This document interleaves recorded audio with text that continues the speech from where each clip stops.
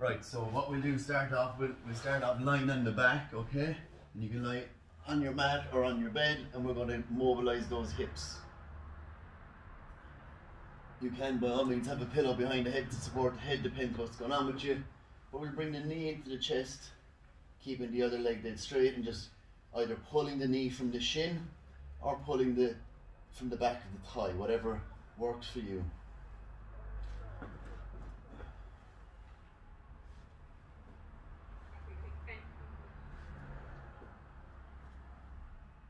That's it. Getting your repetitions in each side. Again, if you feel tightness or pinching in the hip, just bring the knee slightly to the outside a little bit more to make a bit of space. And then we'll swap the other side. So the other knee, I'm doing the left knee up to the chest here, keeping the other leg down. And again, I might bring the knee to the side a bit as opposed to going straight up. I'm going to bring it outside like that. And we can work those movements.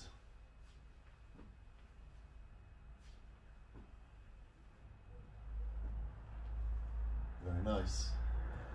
Okay, and then we're going to bring the feet flat onto the floor, bending the knees up a little bit, and put your arms out like nice and wide into a T position, and we're going to do our knee rolls side to side. Okay, so gently rolling side to side, keeping your shoulder blades on the floor at all times,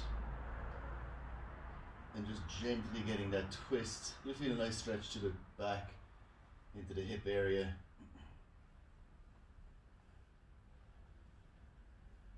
Easy, nice and easy.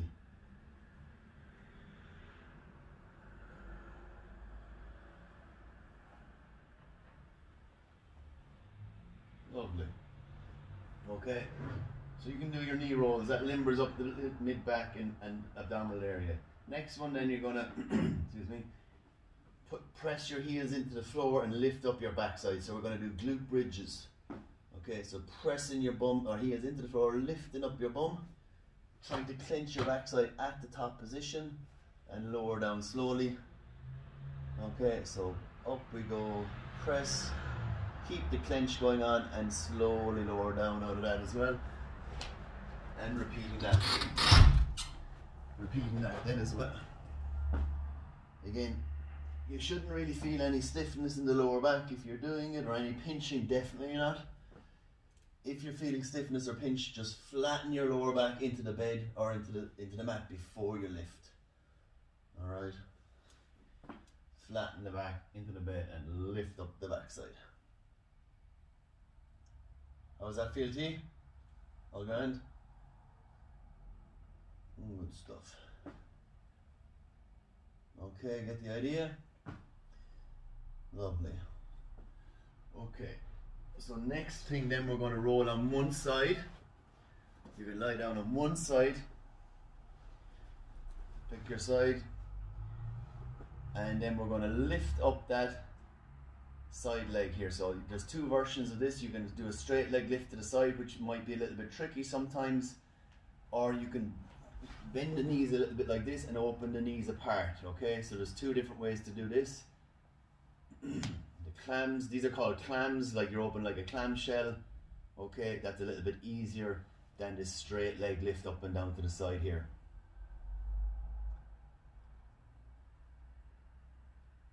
So you're targeting the outside hip muscles a bit. Just another way of working them. Bit of side trunk going on.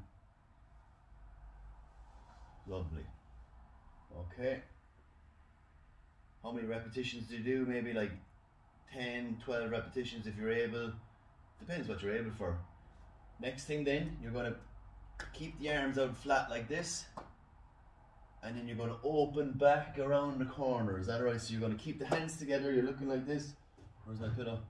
Open back around the corner, trying to let that other arm, the upper arm, rotate back the whole way and reach back, right? So you're getting that ribs, chest open, getting a nice stretch in through the chest there, and you're just doing that nice and slowly, looking back behind you as well. That's the hard part, get the head going back with it.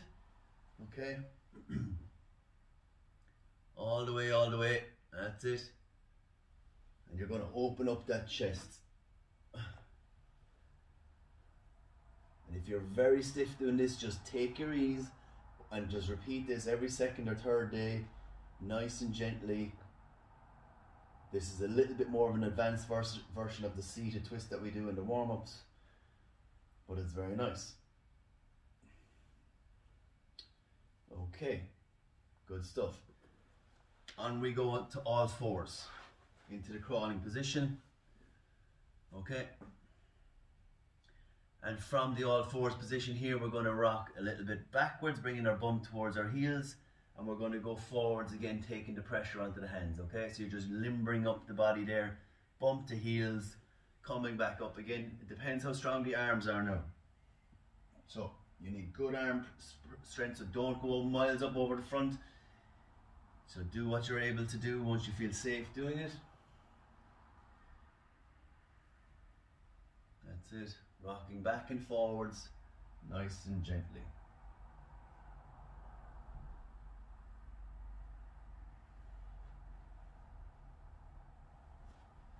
Very good. And then from there, then we're going to go side to side. So you're just going to sway over and back, very, very gently, shifting your weight over to the left side, back over to the right side, shifting over, all right? What we don't want there, guys, is we don't want the hip to shift out to the side, so it's not going out like this and out like this. You want the shoulder and hip to stay in line as you do your shift, so that your whole side trunk is taking a bit of strain. All right, so no waddle there, no bum sway or whatever you want to call it. We want to go purely shift from one side over to the other side. It doesn't matter how far you go, as long as you just feel like confident and safe doing it.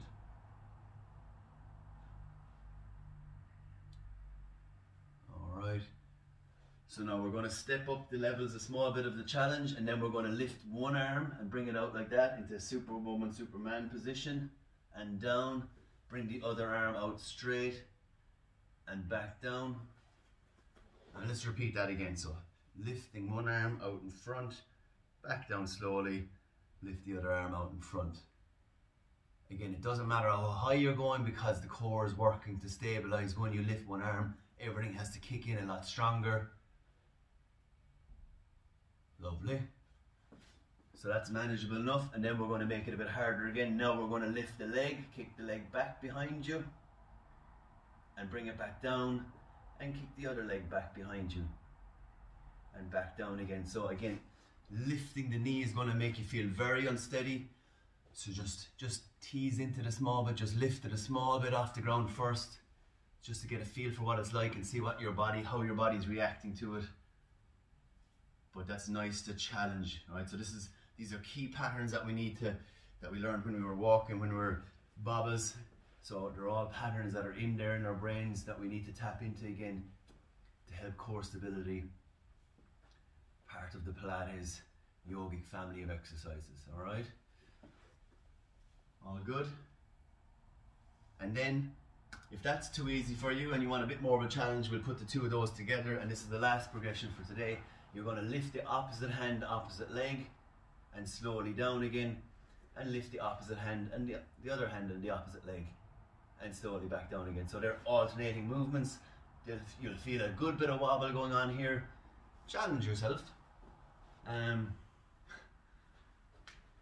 Want to challenge yourself to do those movements side to side like that, nice and slow and steady as you do them, being confident as well.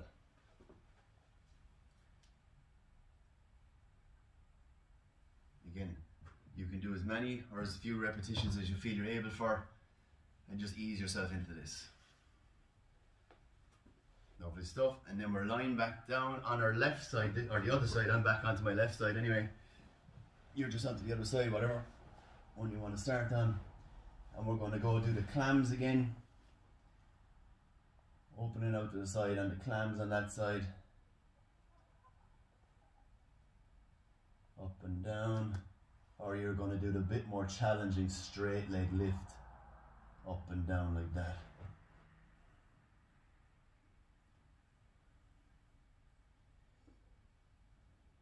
Okay.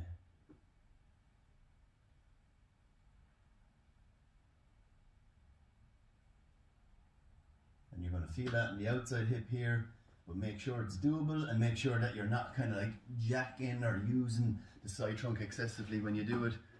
So you should be able to do it smoothly and controlled up and down.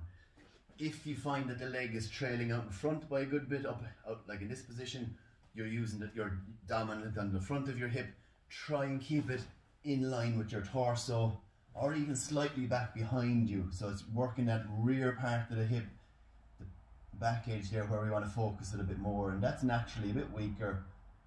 We want to challenge it in that back position, and you'll feel that little bit line of tension in the back of the butt behind the hip bone there a bit more. Okay, so the last bit we're going to do for this floor exercise session is literally the crawl. Okay, so it's just going to be back on your hands and knees, and you're going to take a crawl forwards and backwards.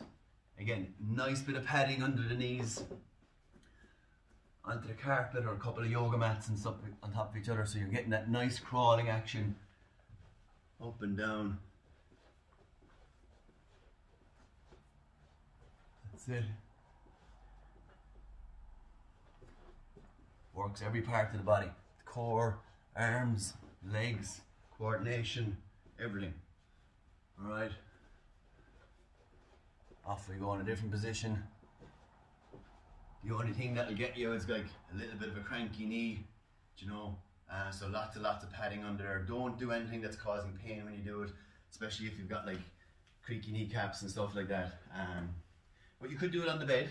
You could do it on the bed. It will be a lot more challenging on the surface of the bed because it's less stable and the mattress will be very soft, but that's all good too. So that'll keep us going for the next while. There's some nice floor exercises. Enjoy.